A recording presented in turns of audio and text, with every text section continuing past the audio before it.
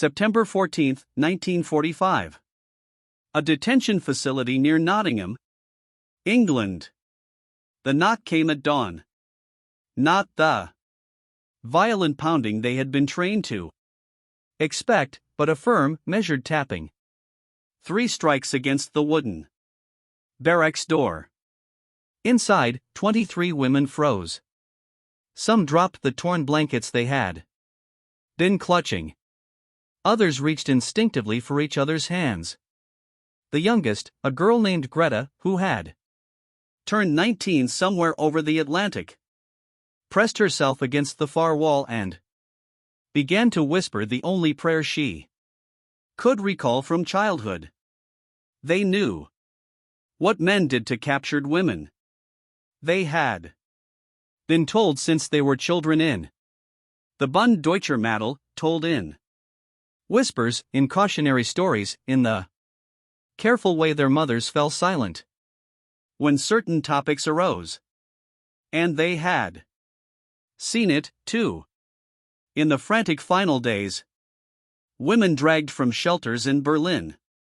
Nurses pulled screaming from field hospitals as the fronts collapsed. The propaganda had promised them that the British were no better. Worse perhaps, because they hid their cruelty behind courtesy. Aunt Clyden, Liesl murmured, her voice breaking. They'll make us strip for inspection. We won't, someone else hissed. We won't take our clothes off. The door swung open. If you've never heard this story, you're not alone. This chapter of history was buried for decades. Hit subscribe so you never miss the untold stories the textbooks left out. 3 British guards stood in the doorframe, outlined against the pale morning light. They wore standard khaki uniforms, clean and pressed. The women could smell soap and tobacco. One of the guards, a middle-aged man with thinning hair and wire-rimmed glasses, held a clipboard. Another carried something wrapped in brown paper. The third, barely older than the prisoners themselves, kept his gaze fixed somewhere above their heads, as though he could not bear to look directly at them. Good morning, the man with the clipboard said in careful accented German. We've brought breakfast. Silence. The women stared. Breakfast. Not orders to undress, not line up for processing, not the feared inspection they had steeled themselves against. Just breakfast. The guard with the brown paper package stepped forward slowly, signaling every movement. He set it on the rough wooden table in the center of the room. When he unfolded the wrapping, the smell hit them first. Bread. Real bread, still warm, with a golden crust that had somehow survived the rationing that gripped all of Britain. Beside it, he placed a tin of margarine, a jar of marmalade, and, unbelievably, a glass bottle of fresh milk. We'll be back in an hour with hot water for washing, the older guard said. He glanced at his clipboard, then back at the women. You'll need to register your names and units for the records, but there's no rush. Eat first. They left. The door clicked shut. Unlocked. The women realized they could have opened it from the inside at any moment. For a long time, no one moved. Then Greta began to cry, and the spell broke. These women had not expected to become prisoners of war. Most had never expected to leave Germany at all. They were not soldiers, not in the conventional sense. They were communications auxiliaries, radio operators, telephonists, and cipher clerks recruited from the women's labor service and scattered across occupied Europe as the Reich's administrative apparatus swelled beyond what men alone could staff. There were nurses, too, and secretaries attached to Luftwaffe field hospitals. They wore gray-blue uniforms with the eagle and swastika insignia.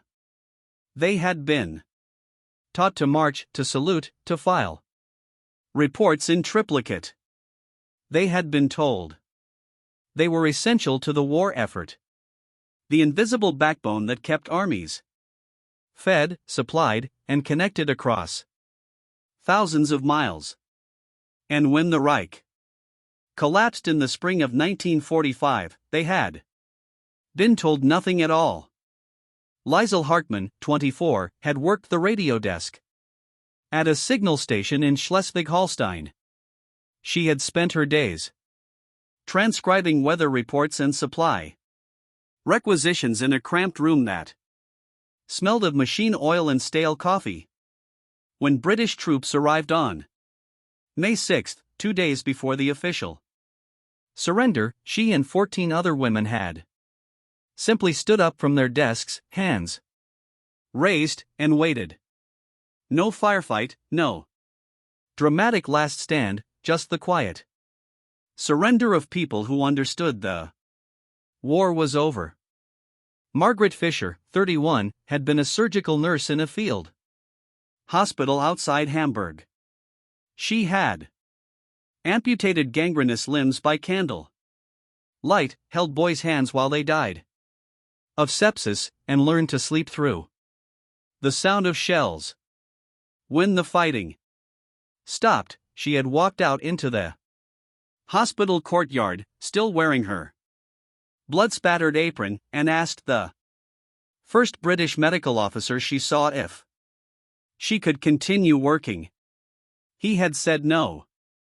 Greta Schultz, 19, had worked in a communications bunker beneath Berlin for 3 months before the city fell. She typed orders she didn't understand and forwarded messages about divisions that no longer existed. On April 30, when someone whispered that the Führer was dead, she'd felt nothing, just a vast, echoing numbness. The Russians came 5 days later. She'd fled west with a column of refugees, walked 200 m in boots that disintegrated around her feet, and finally collapsed at a British checkpoint near Lübeck. They'd given her water. She'd told them everything. By August, nearly 3,000 German women from various auxiliary units had been rounded up across the British occupation zone. Most would be repatriated within months, sent back to a shattered Germany to fend for themselves. But a few hundred, those who'd worked in sensitive communications roles, who might possess intelligence value, or who'd been captured in territories that required further processing, were shipped west to Britain. The crossing had been a nightmare painted in shades of gray. They'd boarded a transport ship at Cu Haven on a morning thick with fog. No one told them where they were going. Rumors swirled.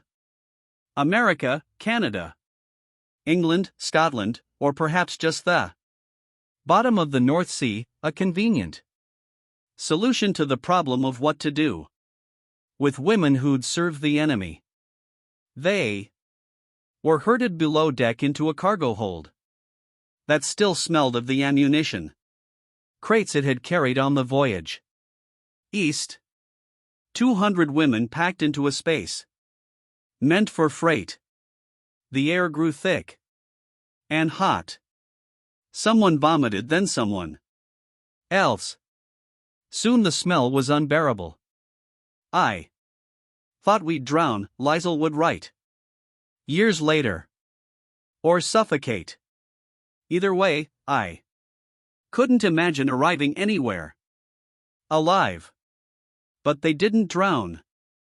After 36 hours of rolling seas and rising panic, the engines changed pitch.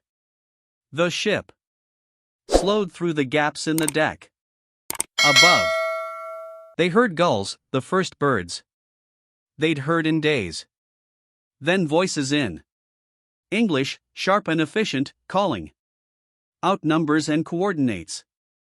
The ship bumped against a dock. A hatch opened. Light poured in. Up. Everyone up. Single file. They climbed a narrow ladder into the shocking brightness of an English afternoon. The port, they'd learned later, it was Harwich, stretched before them. Cranes, warehouses, men in uniform, moving with the purposeful chaos of any military logistics hub. But it was the abundance that struck them silent. Trucks lined up bumper to bumper, there. Beds piled with crates of supplies. Mountains of coal, stacks of timber. And beyond the port, through the gaps between buildings, they glimpsed green fields, actual green, not the cratered, shell-blasted gray they'd grown accustomed to. Germany was starving. Here, even the gulls looked fat. They were loaded onto trains, actual passenger coaches, not cattle cars, and given sandwiches wrapped in waxed paper. White bread, ham, a sliver of cheese. Greta ate hers in 3 bites and cried into her hands. The train carried them north through a landscape that seemed almost offensively intact. Villages with roofs, churches with spires, children playing in fields, no rubble, no craters, no burned-out husks of buildings. Margaret pressed her face to the window and felt something crack inside her chest. Not quite anger. Not quite grief, but some mixture of both. They didn't suffer, she whispered. Not like we did. But that wasn't quite true, as they'd learn. Britain had suffered its own way. The Blitz, the U-boat blockades, the rationing that would stretch on for years after the war.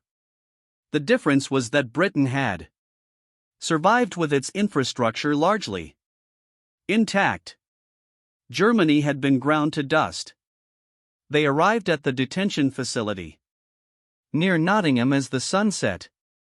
A converted estate, they learned, some wealthy family's country house that had been requisitioned for the war effort and never given back. It had barbed wire, now in guard towers and rows of hastily constructed wooden barracks. But it also had running water, electricity, and a kitchen that produced actual meals at regular intervals. That first night, they huddled together in silence, waiting for the other shoe to drop. The breakfast moments stayed with them. Even years later, when they'd returned to Germany and rebuilt their lives, they'd remember the smell of warm bread and the quiet voice of the British guard who'd said, "Eat first." This is where everything they'd been taught began to unravel. And the real story begins. Stay with us and don't forget to hit the like button if you're learning something new. Because it wasn't just the breakfast, it was what came after.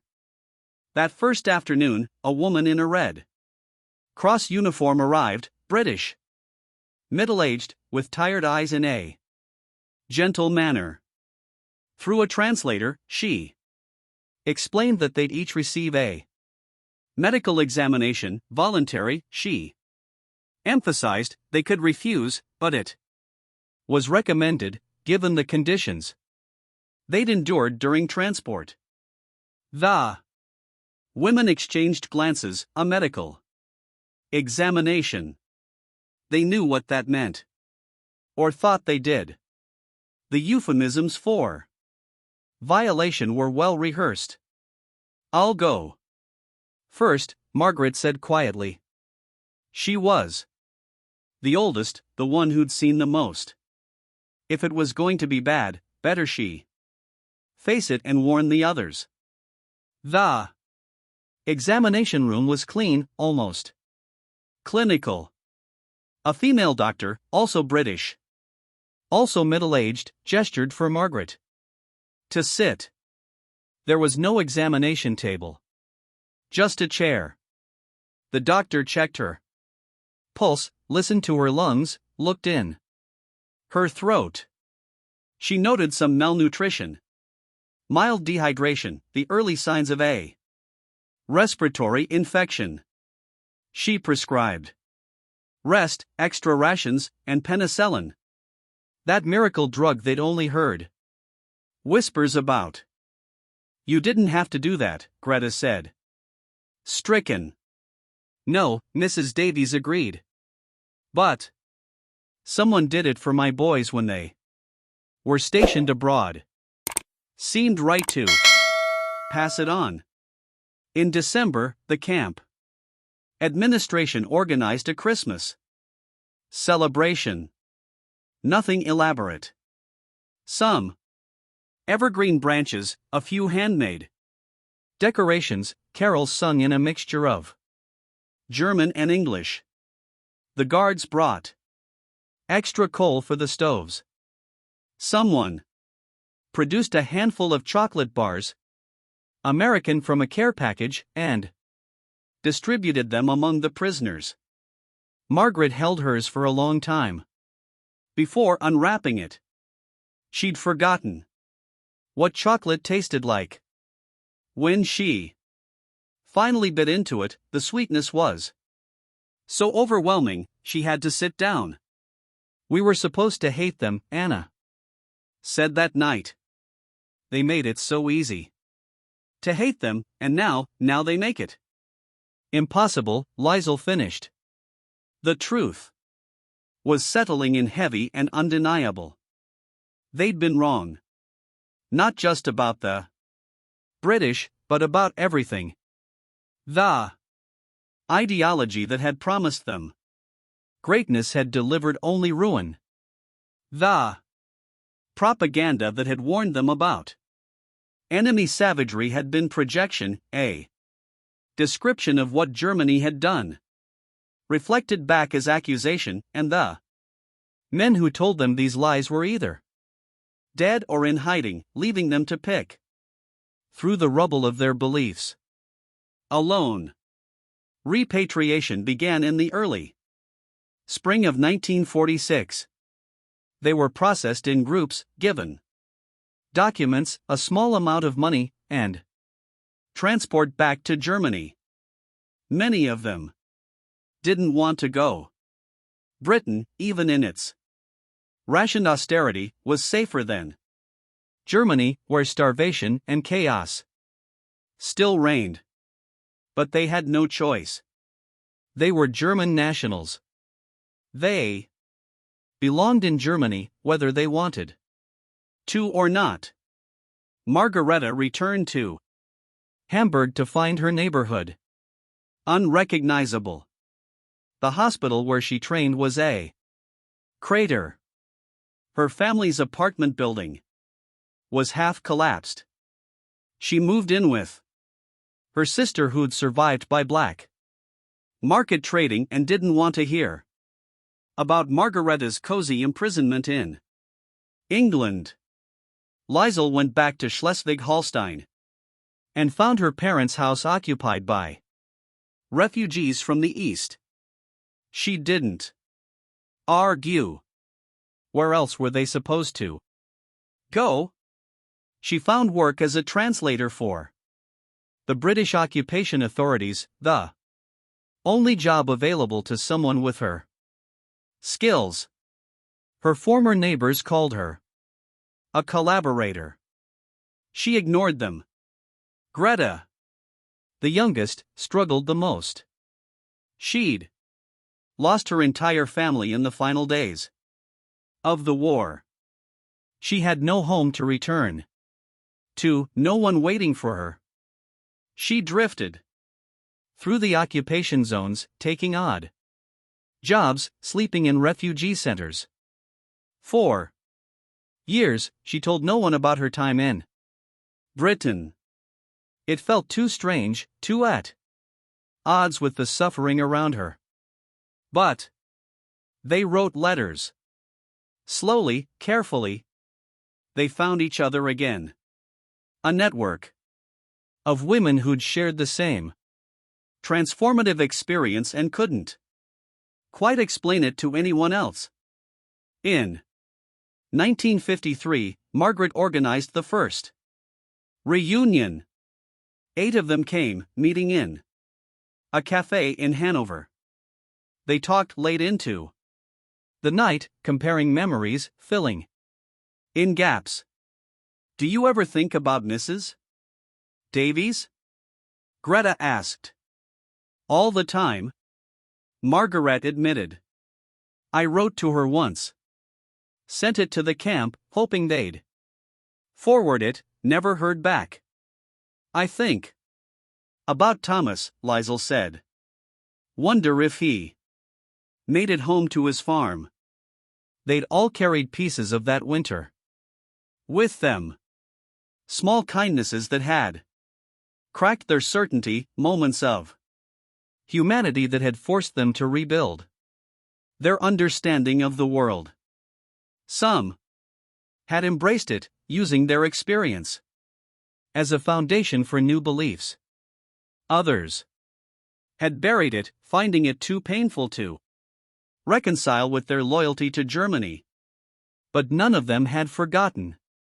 In 1967, a British journalist researching P camps stumbled across their story. He tracked down several of the women and interviewed them. The article he published, "The Prisoners Who Came Home Changed," caused a minor scandal in Germany.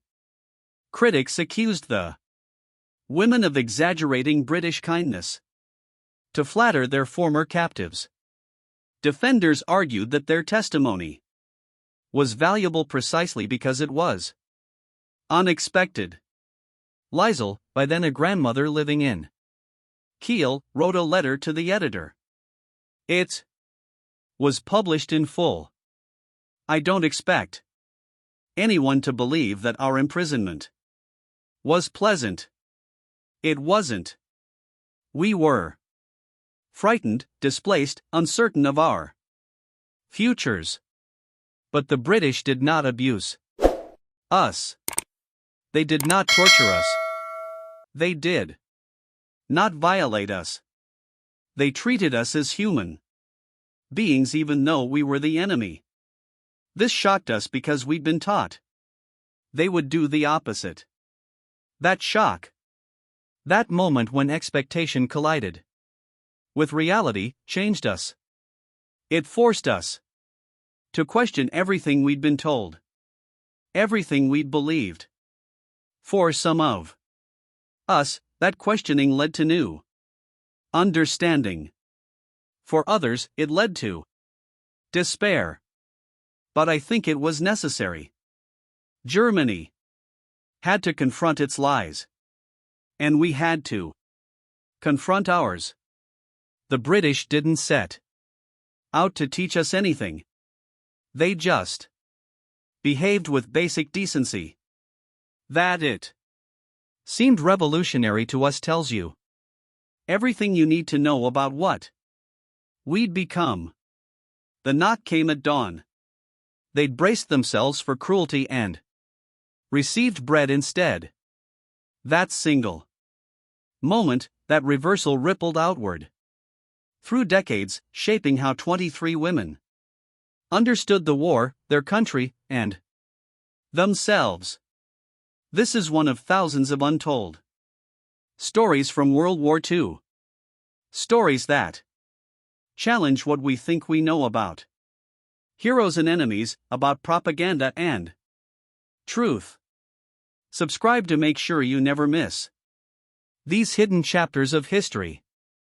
And share this video with anyone who believes the past is simpler than it actually was.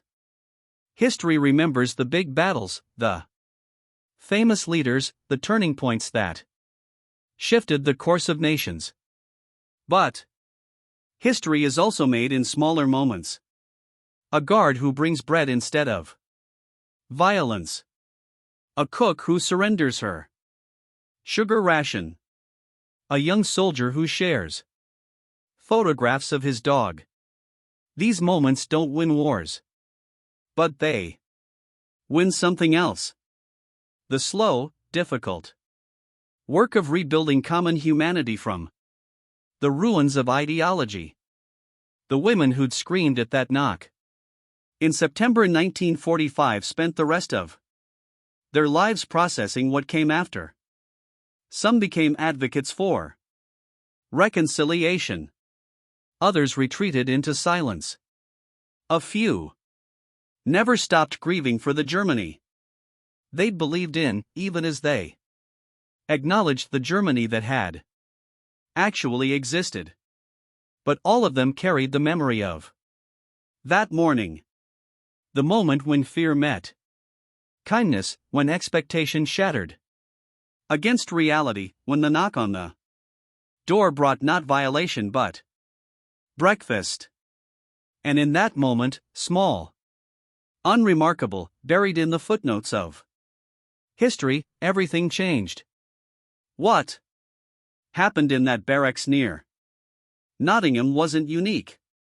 Similar scenes played out in P camps across the Allied territories, wherever captured enemies were treated according to the Geneva Conventions rather than vengeance. But each instance mattered. Each reversal of expectation planted a seed.